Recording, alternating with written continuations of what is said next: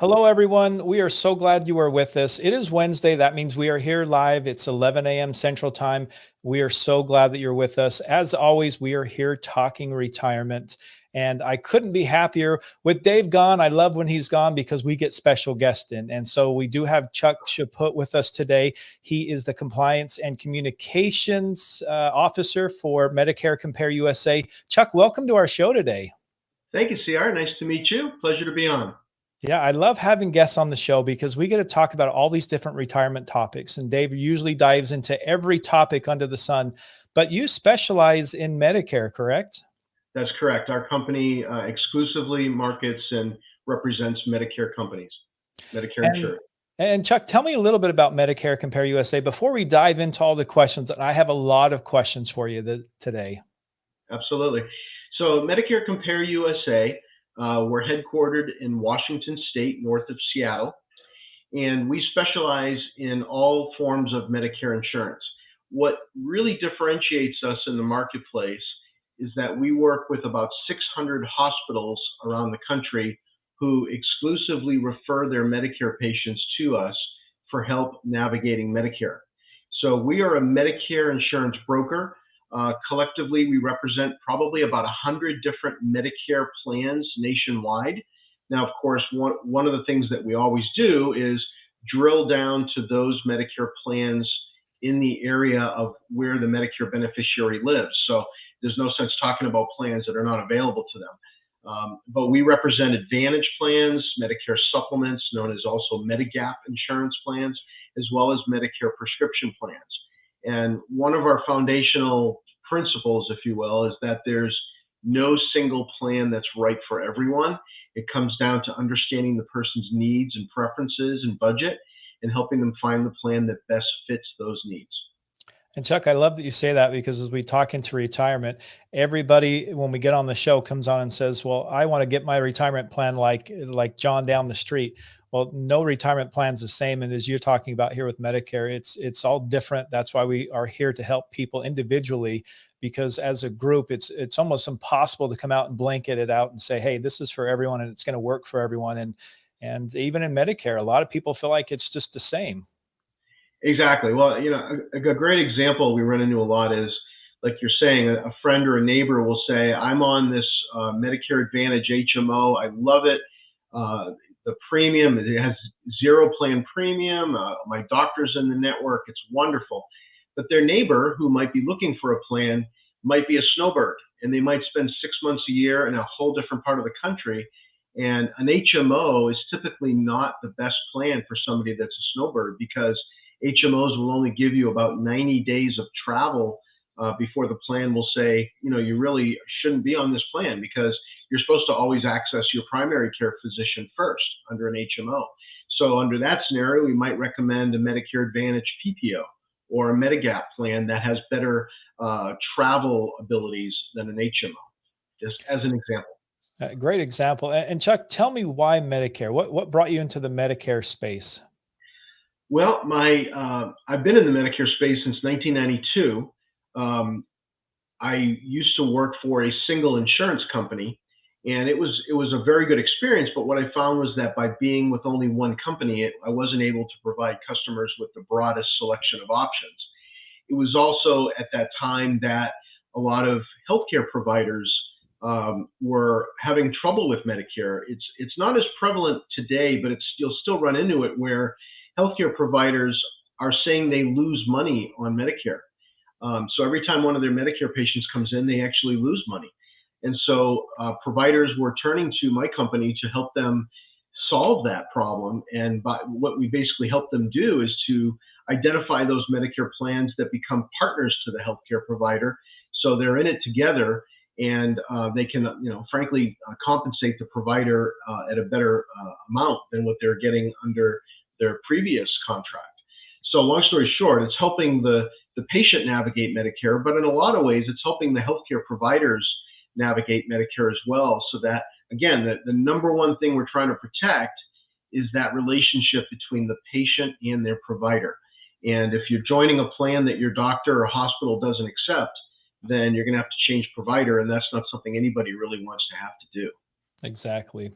Well, Chuck, just to give you a good understanding of the show here, and for those new or joining us live, this is a show where you can come on and ask your questions live. And so we're going to leave that part open. And Chuck, I've had a lot of questions that have came in that we've curated and put together, and we're going to put those on the screen here one at a time. We'll do our best to just kind of go through some of these questions and throw at you there. The reason we love the show is because we get questions all over. And today, again, we're specifically talking about Medicare. So, Chuck, if you're ready, I want to go ahead and get our first question launched and see Yeah, what how we can go today. let's do it. All right. So, my first question I have for you, Chuck, it comes from Dolores, and she's 60, and she's asking, when is the best time to check into Medicare plans? Great question. Um, the rule of thumb is when you're about 3 months away from your Medicare benefits starting, that's when you can apply for a Medicare Advantage or a Medicare prescription plan. Some Medicare supplements allow you to apply further out. You can maybe do it 6 months before your Medicare benefits start. But a good rule of thumb is about 3 months out is when you want to apply. So, with that said, it generally takes a few months to really get your bearings in Medicare. So my recommendation is always about 6 months before you go on to Medicare. That's when you should start familiarizing yourself with the plans. And then about 3 months out is when you should plan on narrowing it down to the right solution and applying for coverage. And Chuck, tell me about late enrollment penalty, because I know that's a pretty big issue for a lot of people if they don't enroll in time. Well, if you don't enroll in Medicare on time, then you'll have to enroll in subsequent years, and you'll pay a late enrollment penalty for that. Now, that's something. So there's two issues here. So one is, when do you sign up for Medicare, and you do that by contacting your local Social Security office. So I would recommend doing that 6 months or a year in advance to make sure that your Medicare benefits start when you want them to. Because yeah, if you miss that enrollment window, you'll have to wait till the next year, and you'll be paying it's a 10% premium penalty on your Medicare Part B premium. So there's really no reason to do that. The only time somebody might want to postpone their Medicare would typically be if you're under an employer's plan, and I'd be happy to talk more about that. We may even find one of our questions goes into that, because that's a very common Mhm. question that I'm asked. But yeah, if you what you want to make sure too is that your Medicare insurance starts at the same time as your Medicare benefits themselves. You don't want to have any gap in there, because Medicare, by definition, covers about 80% of your healthcare costs. It doesn't include prescriptions, but about 80% of your costs. So if you go on Medicare only, and you don't have a supplemental plan, or you don't join an Advantage plan, you're going to be left with about a 20% bill with no stop loss. I mean, it can go for, there's no limit to how much your out of pocket can be under original Medicare.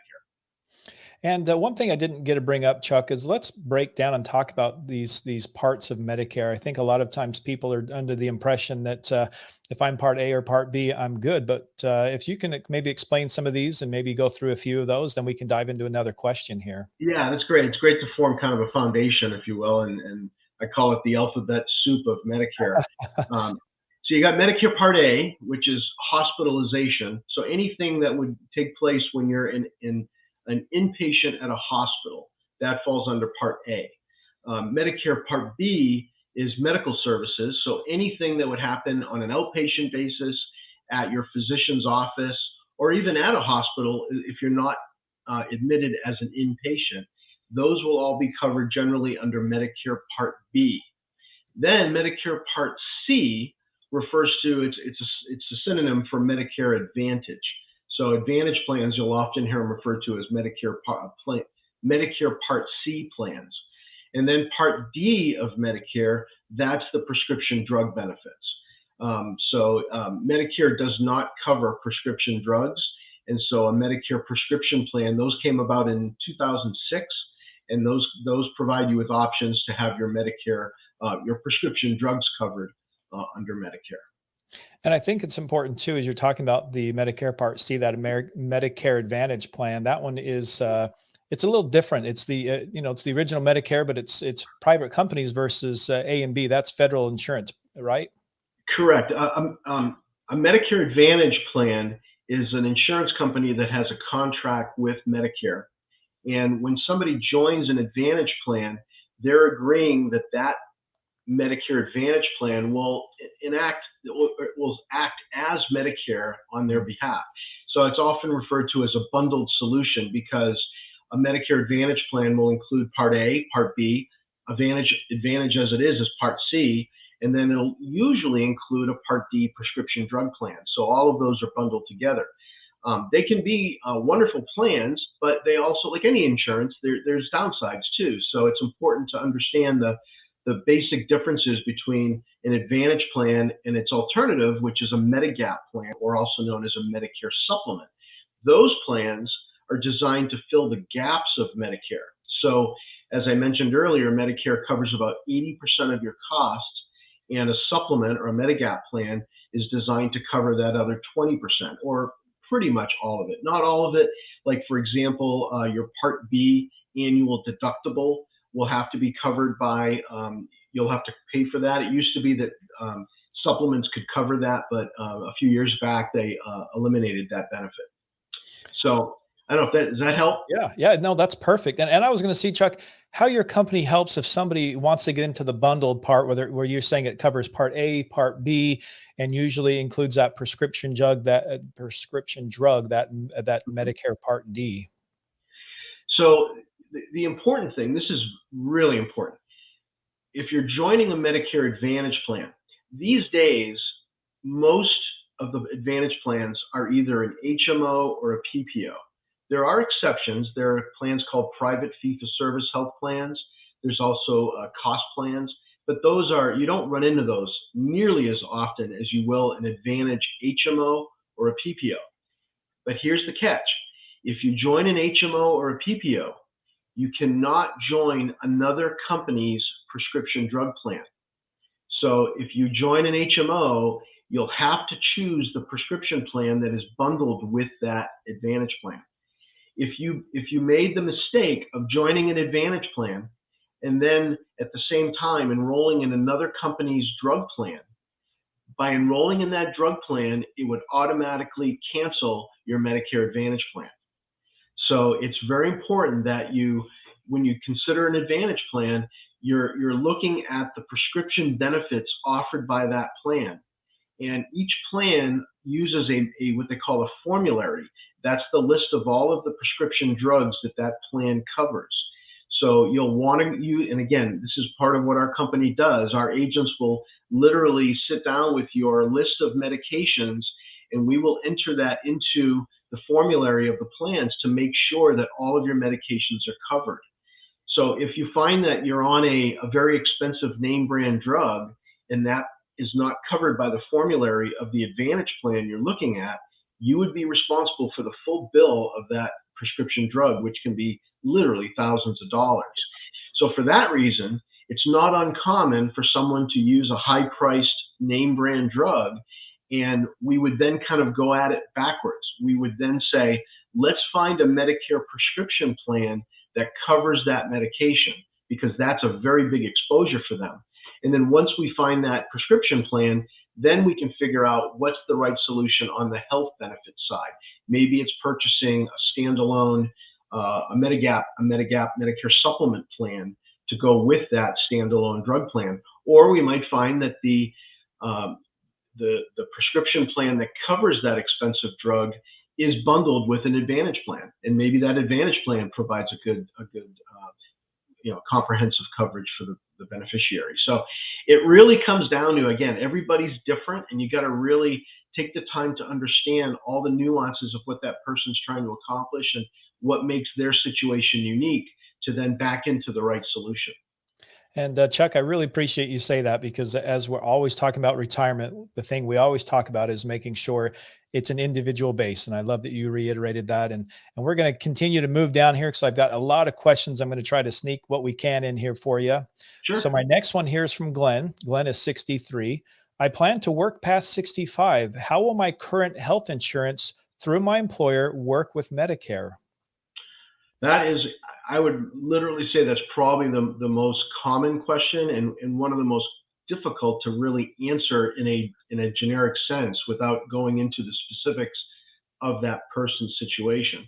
But the first thing I really want to stress is that um, you want to talk to your employer's benefits administrator or HR department, excuse me, because you want to find out what kind of coverage is that. When somebody turns 65, the first question I would ask your administrator, your benefits administrator, would be, when I turn 65, um, is do I need to have Medicare Part A and Part B in place? If they say no, you do not, then that's telling me that your benefits, your employer coverage will not be a Medicare group plan. It will be probably a continuation of your current coverage as below age 65 would be. The next question I would ask is, if they tell you that, if they say you do not need Part A and Part B, the next question I would ask would be, is this coverage credible? What that term means in the Medicare space is it has to be as good or better than original Medicare. If it is credible, and most plans these days are credible, that means that if somewhere down the road you wanted to drop that coverage and get a Medigap plan or join an Advantage plan, you can qualify for a special election period to do that. So that allows you also to postpone your Medicare benefits if you choose to do that. Because again, if your employer is your primary insurance, you may not find benefit to having your Part B Medicare in place. Part B benefits cost about $170 a month on average, can be higher than that depending on your annual income. So a lot of people decide to postpone their Medicare coverage because they're still covered by their employer benefits, and they know that when they someday want to drop that coverage, they can qualify for a special enrollment period and not be subject to that late enrollment penalty of Medicare. If Yeah. now, if Oh, if okay, the go on. yeah, if the employer tells you that you do need Medicare Part A and Part B, then that's telling me that that coverage is a Medicare group plan. It's similar to a Medigap plan. It fills the gaps of Medicare, which is wonderful. But then you need to ask yourself, is that coverage, is it a good value for you? And how much is the premium? Are there any cost sharing that you need to be aware of, like co-payments, deductibles? So you really want to look at that. And you may find, some people find that they can do better shopping with what's available in the general marketplace as opposed to staying on that coverage. But here's the catch. Be aware that usually if you drop your employer plan, you can't get it back. And this is a good question for your administrator. They may tell you, I think they probably will in most cases, that if you drop that coverage from your employer, you will not be able to go back to it. The other thing I would ask is the health benefits in any way bundled with any other employee benefits, especially your pension? I've heard of cases where if you drop your health benefits, you're also impacting your pension. It's the last thing you want to do. So again, a lot of disclaimers here, but you really want to talk to your benefit administrator or HR department to find out exactly what your employer is providing to you when you turn 65. And Chuck, we do have another question on special enrollment period that will be coming up. So stay tuned Okay. for that. I do want to ask, because sometimes, people may choose to delay, for other reasons, and it still may be a good fit for maybe their health or their lifestyle to enroll in Part B. But if, let's say that, do I need to notify Medicare that if I wanted to delay Part B, is that something that I need to do?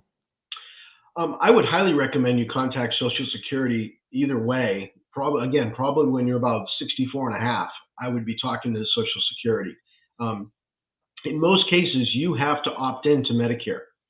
There are cases I've heard of where people are automatically enrolled in Medicare. Now, again, Part A, which is the hospital side, if you've contributed to Medicare for 40 quarters, that's covered. That you've earned those benefits, you already paid into those benefits. But Part B of Medicare, that's where you're paying about $170 a month for your premium. And again, it's like if you're not going to be using those benefits, what's the purpose of paying that premium. But again, the key to me is the plan your employer offers, is it credible? If it's credible, then you can always enroll in a plan down the road and not be subject to that late enrollment penalty. Very, very well said. Well, let's jump over. I got another question here from Vance. This one from Vance. Am I able to switch plans while on Medicare? Great question. Yep. First of all, if you're on an Advantage plan or a Medicare prescription plan, then Medicare wants you to use the Medicare annual enrollment period, which is October 15th until December 7th. That's when you want to shop around. All of the plans that you'll see during that period are for the next calendar year. So if you choose a plan during that window, again, October 15 to December 7, your coverage will start on the 1st of January the next year. There are other instances where you can also change plans. Or let me also mention too, with Medigap plans, Medicare supplements, those you can change year round. All 12 months a year, you can change a Medigap plan. But if you want to go from a Medigap plan to a Medicare Advantage plan, you've got to do it during the Medicare annual enrollment period. If you want to go from an Advantage plan back into original Medicare, then you would have to call like 1-800-Medicare or call Social Security, and they can do that for you during that annual enrollment period, October to December. And then you will be reinstated in original Medicare the following January. Now, there is one other window of time, which is from January 1 until March 31st. That is what they call the Medicare Advantage open enrollment period. So let's make it more complicated, right? But what that's designed for is if somebody were to join an Advantage plan or a prescription plan during the fall, the main enrollment period, and then you find out that coverage isn't meeting your needs, or you find out one of your providers is not in the network, or something happens where you say, I'm not in the right plan, you can use that January through March period to make a one-time change. So you can either go from an Advantage plan to another Advantage plan, or you can go from Advantage back to original Medicare and then purchase a standalone prescription drug plan. But that's only a one-time change you can do during that period. Whereas during the fall, you could literally make as many changes as you could change your mind as much as you want. It's the last application that's submitted closest to December 7th, which is going to determine which coverage will take effect on January 1st. So a lot of dates there. And then the last thing is you have special enrollment periods, which would basically be if you move to another area, or if the plan that you're on is discontinued, or if you're no longer going to have your employer plan, you are eligible for a special enrollment period to make a change. And that can happen year round based on that special circumstance that would take place. So Chuck, there's actually four ways. So if you look at it, you have that initial enrollment period, you have the open enrollment, then you said the Medicare Advantage open enrollment period for that. And then you also have the SEP, right? So that's four ways, right? That you can go through. Exactly. Exactly. Yeah. So people aren't, there's a misconception that you're locked in on these Advantage plans. Yeah. And the reality is, and there's even another example, and that would be, if you're new to an Advantage plan for the very first time, you've never been on a Medicare Advantage plan, Medicare will allow you during that first year, if for whatever reason you're not happy with it, you can revert back to original Medicare, no questions asked. So that's Medicare's way of saying, we understand some people join an Advantage plan and they realize it's not what they were expecting, and they're able to go back. So there are plenty of ways to make a change, but what we run into most often at Medicare Compare, and again, remember, we work with hundreds of hospitals around the country. These Advantage plans have a network contract with the healthcare providers, and those contracts, come up for renewal periodically. And you would think they would always come up for renewal around calendar year, the start of a new calendar year, but oftentimes they don't. And so what's very common for our company is we'll be notified by a hospital that says, we've terminated one of our contracts, or the insurance company terminated our contract, and we've got thousands of our patients that are on that plan, and effective in 2 months, we're no longer in the network. And so those situations happen more than I'd like to see them happen for sure. And so again, that's a service that a good agent will work with you on. A good quality Medicare broker, and I always recommend using a broker. What I mean by broker is somebody that represents more than one company. And the reason I say that is a couple of reasons. Number one is if you're working with an agent that only sells one company, they're not going to be able to help you compare that product to other companies. But number two, as a broker, your goal is to be, I want my customer to be my customer for life. Mm-hmm. And if they need to change insurance plan periodically, so be it. I'll help them with that. That's what I do. But I'm not, as a broker, you're not locked into that one company. You're not feeling like if that person doesn't want to be on that insurance plan anymore, I'm losing them as a client. A good broker is going to say, I'll help you change plan as often as you need to find that right coverage for your needs. And why would you want to switch? I mean, is it something because you're looking for more affordability? Is there another popular product on the market? Is it maybe a new medical condition? I mean, is that what you see typically? It's a whole, it can be all over the spectrum. It could be, for instance, you might find out that, well, first of all of the Advantage plans and Medicare prescription plans, they have an annual contract with Medicare. So every year, their benefits will change. Now, sometimes the benefit changes are very, very minor, but other times it can be significant. And probably the most significant you run into would be if the formulary, which is the list of the drugs, if that changes from year to year. Somebody might find out that an expensive name brand was covered last year, but not next year. I see. And that could be a huge difference for somebody.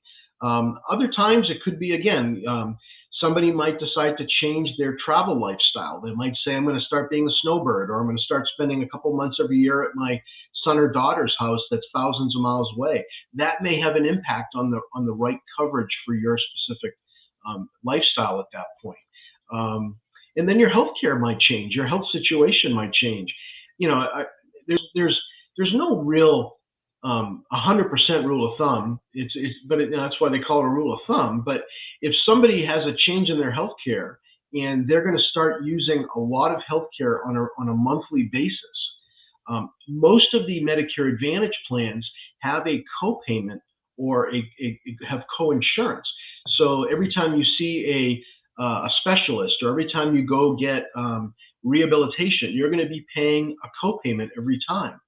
So that can really add up. Now, these Advantage plans do have an annual stopgap, an annual out-of-pocket maximum before the plan will then pay everything for the rest of that calendar year. But you can appreciate if you're going to see a specialist, 10 times, and every time you're seeing them, it's $50. Yeah. That adds up. Yeah. Whereas if you're on a Medigap plan, and again, I'm not saying Medigap's the solution, because on a Medigap plan, you don't have as many copayments.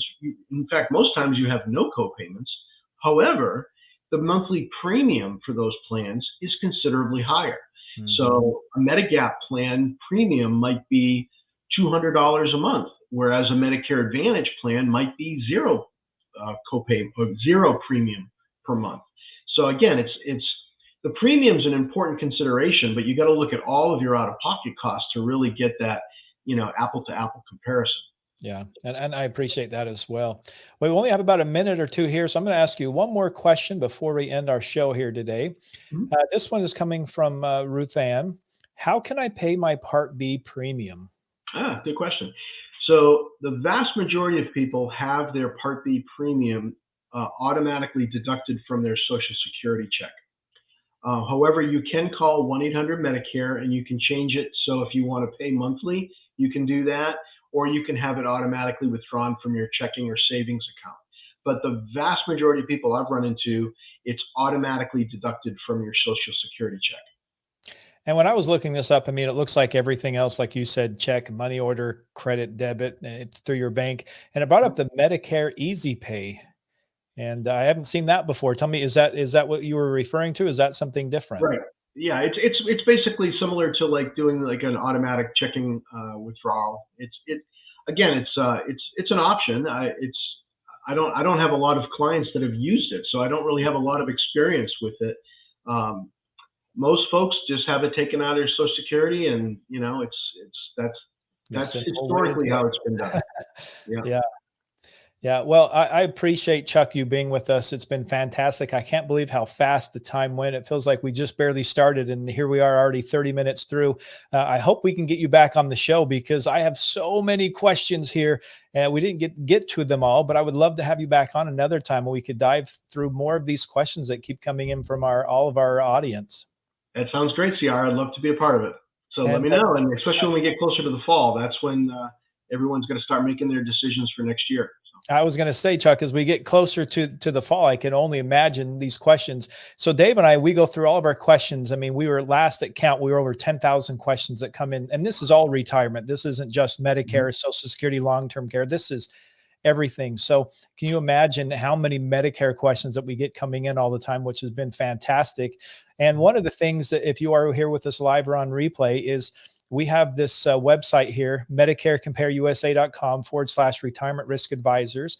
And if you go to that, you can actually fill out a form there. And this will give you this a free consultation to talk to somebody. And like you said, this is something we really talk about. We promote on our podcast. It's something we really want to get behind with you guys, Chuck, because it's an important piece. Like you said, not everybody is the same. And so all these plans need to be curated, needs to be put together thoughtfully from somebody who can listen to you, can work with this. And I just want to remind people how important it is to find somebody like yourself to do this and not try to do this on your own because it's painful. Exactly. Exactly. And it's always changing too. The rules always change. So it's good to have somebody that stays up to snuff on it. Yeah. So again, go to the link there, or you can find out more at MedicareCompareUSA.com as well. Again, Chuck, thank you so much for your time, and we will catch you on a future show. Sounds good. Take care now.